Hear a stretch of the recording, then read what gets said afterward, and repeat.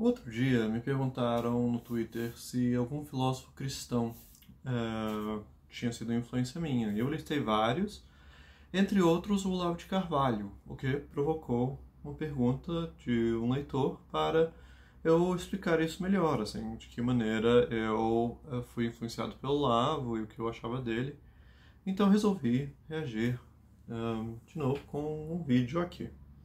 Então eu vou falar um pouco sobre a minha história com o Olavo e depois eu vou falar um pouco sobre a questão que aparece para muita gente quando fala de Olavo, que é a cumplicidade que pode haver entre filosofia e eventos e ações malignas, né? Então a relação entre o mal e a filosofia. Mas antes disso, deixa eu explicar um pouco a minha própria conexão. Então, eu comecei a ler o Olavo na graduação em filosofia, quando estava fazendo graduação em filosofia na UNP. Meu primeiro contato foi com as colunas dele, que me deixaram uma impressão terrível. Mas daí um dia eu peguei o Jardim das Aflições para ler. E na época eu fiquei bastante impressionado. Era todo um mundo de filosofias que eu não tinha contato. Assim, o Olavo foi minha apresentação para perennialismo, religião comparada, Fögelin e um número de coisas. Hoje eu acho que como história intelectual e como história, vamos dizer, história que acha que a história intelectual é o cerne da história, é um livro muito fraco. E tem vários furos lá que, assim, merecem ser apontados. Eu até já fiz um furo sobre a ideia dele de que a derrocada da eternidade vem quando as pessoas começam a aplicar a sua intuição intelectual ao espaço e ao tempo, né? E eu acho que se você estudar história da filosofia antiga, você vê que isso é muito antes de Cusanus e de Newton, e não há aqui essa parte da genealogia da modernidade do Olavo é furada, como também esse hábito católico de aqui começou a derrocada intelectual do mundo. É apenas erudição e pesquisa de pouco valor. E o que me impressionou muito nesse livro também foi a capacidade que o Olavo tinha de pegar coisas aparentemente absurdas ou conspiratórias e torná-las plausíveis. E, bem, isso explica em grande parte o grande sucesso que ele tinha depois, mas ressoa um pouco com o que eu mesmo faço. Eu me especializo em pegar visões estranhas na filosofia e, assim, estranhas para um ponto de vista de hoje e torná-las plausíveis, né? Com Próclo, Vicente Ferreira da Silva, os filósofos que eu geralmente me especializo são aqueles que as pessoas acham que são doidos à primeira vista. E isso que o Olavo fez, especialmente as discussões que ele tinha sobre a maçonaria e também sobre NLP, Neuro Linguistic Programming, me impressionaram bastante. Me impressionaram não só por ele contar essas coisas de uma forma plausível e tal, mas porque pela primeira vez me impressionaram com a ideia da fragilidade da consciência, né? Na época eu gostava muito de Kant e McDowell e a ideia de que não devemos responder ao cético, mas na realidade mostrar que ele não tem razão para suas dúvidas, e assim a gente parte da nossa experiência do mundo, da nossa experiência familiar do mundo, nós partimos do fato de que existe inteligibilidade para ir investigar as coisas e fazer metafísica. E então isso é tudo um ponto de vista que, primeiro, pressupõe que só existe um tipo de consciência para todo mundo e que não é problemático ter esse tipo de consciência. Enquanto que o texto Olavo era sobre como isso era frágil, esse tipo de consciência era frágil porque era possível vítima de coisas tipo hipnose, mas também era frágil porque era possível ser, vamos dizer, espantado e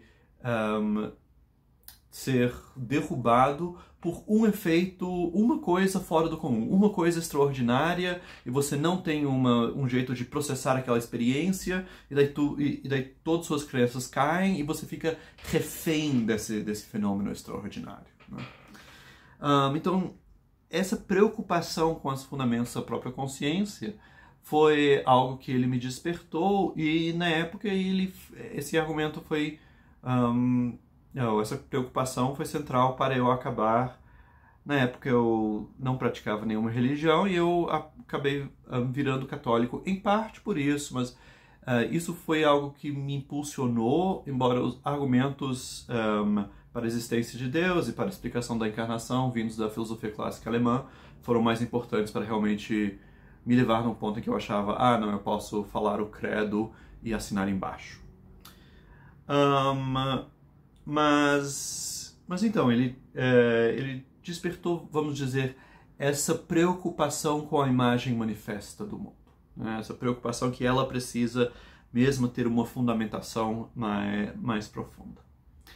E a partir do Jardim das Aflições eu passei a ler os outros livros dele, que eram assim, mais conectados do que os artigos, as colunas, né? Depois eu também passei a ter uma apreciação das colunas. E o que me impressionava também muito era a defesa da filosofia, de fazer filosofia e não comentário, que ele fazia em vários textos. Era algo que eu já conheci coisas nessas linhas por causa de Júlio Cabreira na UNB, e também isso casava muito bem com Alain Badiou, que foi uma grande influência minha na graduação, né? Especialmente o manifesto pela filosofia dele. Em parte eu só fiz graduação em filosofia por causa que eu li o Ser o Evento de Alain Badiou e eu vi que, nossa, dá para fazer filosofia e matemática juntos. Mas, assim, sempre me frustrou um pouco o Olavo, porque o coração dos meus interesses filosóficos é a metafísica. E ele sempre, de alguma maneira, sugeria que ele tinha, de alguma maneira, uma teoria metafísica própria e tal, mas isso não estava desenvolvido em nenhum dos textos aos quais eu tinha acesso. E é por isso que quando em 2009 começou o COF, né, o curso online de filosofia, eu embarquei nisso de imediato, porque eu pensei, nossa, finalmente eu vou ter acesso à metafísica. Eu tive grande sorte nessa época, porque foi o começo do COF coincidiu com a minha mudança para a Alemanha, com a minha mudança para Berlim para fazer meu mestrado.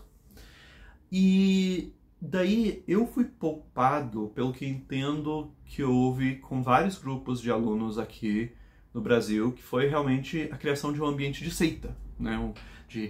Vamos todos se reunir, ir toda semana e assistir a sabedoria do Olavo e tal. E eu escapei de tudo isso. Eu assistia sozinho, de vez em quando eu mandava uma pergunta, alguma coisa, mas eu não cheguei a interagir tanto.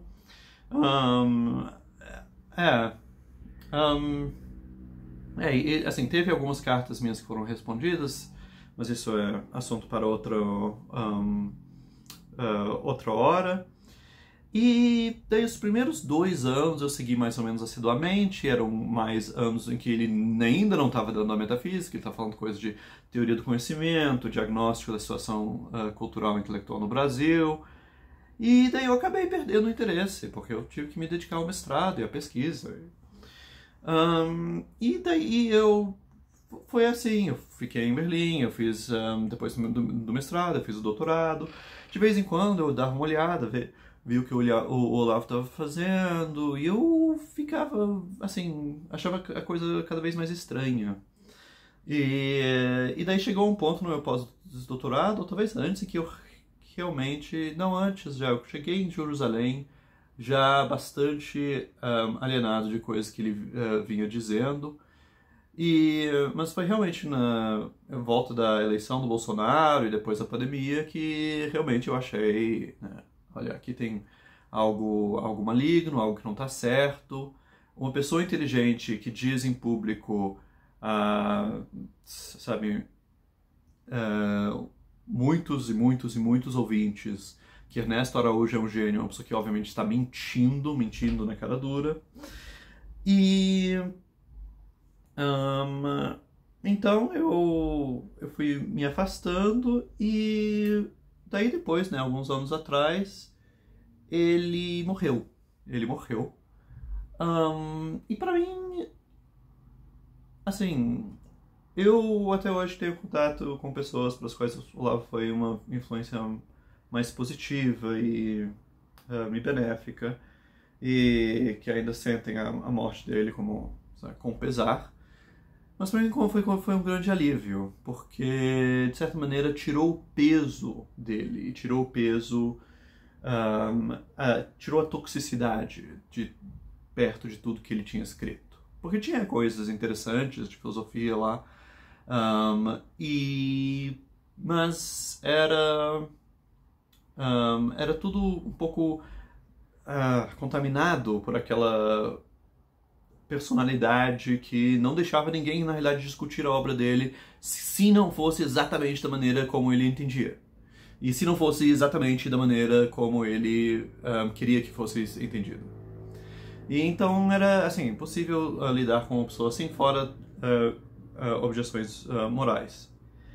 E uma coisa que eu devo falar sobre esse período do começo do COF e tal, é que teve uma coisa que hoje eu acho que é bem nefasta, no sentido, eu digo que meus interesses são em metafísica, né?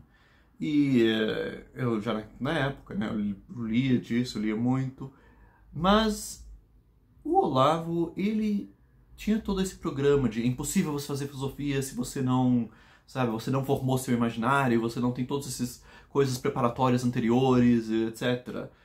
E no fundo, hoje em dia eu descrevo isso uma espécie como uma forma de gaslighting que ele fazia com os alunos mais inteligentes deles, no sentido de convencer pessoas inteligentes que na realidade elas são burras. E eu acho que isso foi algo realmente que me fez, assim, que mal me fez. Me causou sentimentos negativos com respeito a mim mesmo, e também deve ter esticado a minha, vamos dizer, simpatia por ele, e me fez desperdiçar tempo e não investir em projetos que eu poderia ter investido. Mas daí, alguns anos atrás, quando estava terminando a minha tradução dos elementos da teologia, então isso deve ter sido no começo de 2023, eu finalmente peguei no Conhecimento por Presença, de Ronald Robson. Né? Ronald Robson escreveu esse livro que sintetiza, vamos dizer, a filosofia do Olavo, os principais, vamos dizer, capítulos da filosofia do Olavo, tendo acesso a todas as aulas e vários textos escritos e apostilas e tal. Ele faz um trabalho muito bom. E esse livro do Ronald, assim, se vocês querem uma introdução, é o melhor jeito de entrar na filosofia do Olavo, e ele realmente traz à tona várias coisas muito boas, como a própria ideia de conhecimento por presença, a ideia de que as coisas são todos registros, né? Isso até dialoga bastante com tem várias afinidades com o panmnemismo do Ilan Ben Suzan agora. E isso, e assim, a teoria do milagre, do fato concreto, e de fato tem várias coisas úteis lá. Útil é a palavra errada, mas para aproveitar sobre o lugar da filosofia na vida. E esse livro do Ronald, eu sou muito grato a ele, sou muito grato a Ronald, porque me devolveu Olavo como um interlocutor. Mas eu realmente, assim, eu acho que isso não teria sido possível sem a morte dele, para mim, pelo menos. Porque ele tinha uma presença que tornava intolerável. Até antes da morte, antes da publicação do livro do Ronald, o Ronald uma vez me pediu para ler uma versão, e eu não consegui por causa de meus próprios problemas com o homem. E daí hoje em dia, então, eu acho que ele, assim, por anedotas pessoais de amigos que foram bem mais envolvidos nas atividades do Olavo, e também pela sua atuação pública, eu acho que realmente era uma pessoa super inteligente, mas com um coração torto. E, de novo, eu sei que tem gente que teve outra experiência, outra avaliação do Olavo, mas para mim, realmente, ele coloca claramente a questão do lugar do mal na filosofia. E eu acho que isso é algo muito importante, porque muitas pessoas se recusam a tocar no Olavo, a ler o Olavo, a chamar o Olavo de filósofo, porque acham que o que ele fez, o que ele contribuiu foi maligno. E primeiro, assim, bem, e há vários problemas com isso, mas o que eu quero falar hoje é a questão da relação entre o maligno e a filosofia. Porque primeiro, assim, não é só filósofo, não é só Olavo, né? Martin Heidegger, o filósofo que, segundo uma pesquisa que saiu, acho que ano passado, ano retrasado, é o filósofo mais pesquisado em universidades brasileiras, ou talvez era o segundo, mas eu acho que era o primeiro, porque era tipo Heidegger e Nietzsche e Kant eram os maiores nessa lista que eu vi. Assim, Heidegger, obviamente, um nazista, que agora a gente sabe que ideias antissemitas eram centrais à narrativa dele, da história do mundo, então, e da história da filosofia, obviamente, né? Mas tem outras pessoas, né? Então, por exemplo, Agostinho, né? Agostinho, claro, um santo para os cristãos, para muitos cristãos, mas, de fato, uma pessoa que escreveu que é preciso que haja réprobos para que os eleitos os veem e daí compreendam a graça que os salvou. Né? Então, uma pessoa que acha que é necessária a parte da bondade divina que haja sofrimento perpétuo, né, de incontáveis almas. Tem várias versões desse tipo de predestinação em vários teólogos cristãos. Eu achava que o Proclo defendia uma coisa parecida, hoje em dia eu acho que não é tanto. Mas, enfim, a filosofia pode te levar a abraçar teses malignas. Isso, a história da filosofia o mostra. Né? E não é, assim, mau filósofo, não é pessoas que não pensaram com muito rigor sobre seus argumentos, pessoas que formaram suas opiniões de forma leviana. Não, pessoas chegam e abraçam teses malignas depois de pensar muito sobre os assuntos, sabe? E de pensar de maneira fundamental, e de criticar pressupostos, e fazer tudo que a gente aprende, tudo que uma pessoa, sabe, consegue se absorver de melhor lendo filósofos. As pessoas saem com todos esses instrumentos, todas essas disposições de caráter e acabam abraçando o mal. Tá? Isso é fato histórico.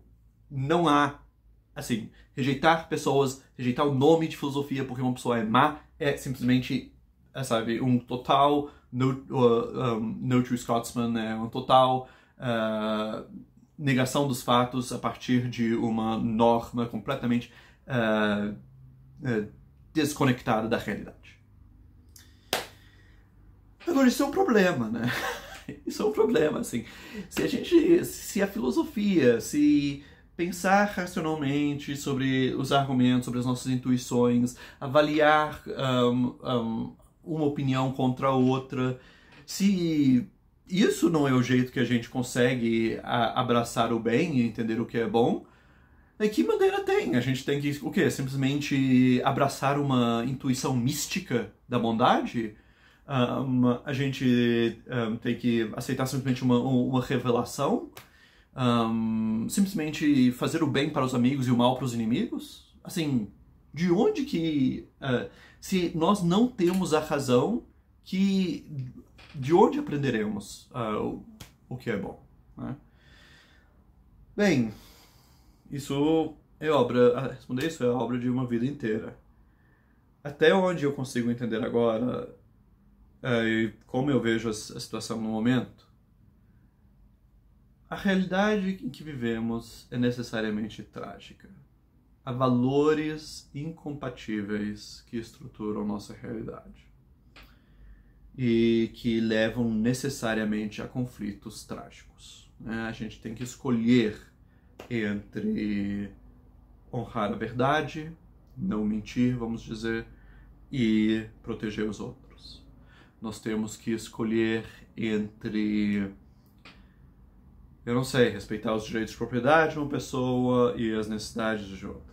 Temos que escolher entre exprimir simpatia por vítimas ou não contribuir para uma, sabe, para uma onda de ódio que usa essas vítimas como instrumento para atacar outras pessoas. E as decisões são difíceis. Mas, em última instância, os conflitos são irresolúveis. O mal parece estar quando há assim, simplesmente mal, ele parece estar, na realidade, em pegar só um lado, um valor de toda essa massa de valores conflitantes e escolher ele contra todos os outros. Isso realmente gera terríveis coisas malignas e ações malignas, e parece estar ligado a quando os filósofos fazem isso, né? Quando os filósofos fazem isso, parece ser que eles são levados por essa busca filosófica da unidade, né? Que eu acho que o Olavo até define isso bem, né? O filósofo busca a unidade da consciência na unidade do real e vice-versa, né? Estamos tentando unificar a nossa consciência na medida em que unificamos os nossos conhecimentos sobre como o mundo é, e estamos tentando unificar os movimentos como o mundo é, e buscando essa unidade da realidade dentro da nossa própria unidade. Mas essa busca pela unidade pode nos levar a lutar unilateralmente algum desses valores que se embatem tragicamente no mundo dos corpos. Então, isso a gente pode ser levado por isso, ou pela própria unidade da razão, né? Você constrói um sistema arquitetônico da razão e daí você ancora ela em um único valor, ou você diz que a própria razão é o valor e daí você acaba nisso. Ou você é um antirracionalista, você acha que há algo mais que a razão, mas daí você acha que há uma única coisa, né? Eu penso aqui nos cursos de Heidegger, né? Os textos de Heidegger em que ele diz: a juventude alemã já decidiu, né? Esse é o evento da nossa época. A juventude alemã já decidiu. E tudo que é de terrível nessa afirmação dele. Então, no momento como eu busco fazer filosofia e penso consciente desse fato que a filosofia não é garantia de bom caráter, não é um caminho, não é um caminho régio para o bem, é entender que há uma pluralidade e unidade de valores que chamam dos deuses, e que esses deuses estão, de fato, além da razão, mas que a unidade e diversidade deles, cada um desses valores é mais único que qualquer conceito nosso. Então, cada um deles tem maior individualidade do que dos nossos conceitos, mas também tem uma unidade maior. Essa unidade, multiplicidade, é o que qualquer sistema só vai tentar se aproximar, mas nunca vai conseguir. Porém, tentar reconstruir o sistema da razão é o melhor que podemos fazer. Então, a ideia é entender a secundariedade da razão, mas também entender que o nosso papel também enquanto seres racionais não é abandonar a razão e se deixar possuir por qualquer entidade, mas buscar reconstruir essa ordem, essa unidade que é secundária, que é a ordem da razão. E, claro, nós temos nossos arroubos, é uma parte, nós também queremos ser possuídos, queremos ter experiências estáticas, queremos participar disso, mas é preciso sempre lembrar que depois tem um custo, nós voltamos à realidade. Para buscar o bem, temos que reparar os danos que fizemos naquele momento em que nos entregamos a uma ação unilateral. e, né, fazer um sacrifício, se limpar da poluição, de termos nos elevado para além da nossa condição humana e continuar, bola para frente, enfrentando os conflitos, tentando fazer a decisão certa, falhando frequentemente, e é isso. É isso. Então, bem, assim eu acho que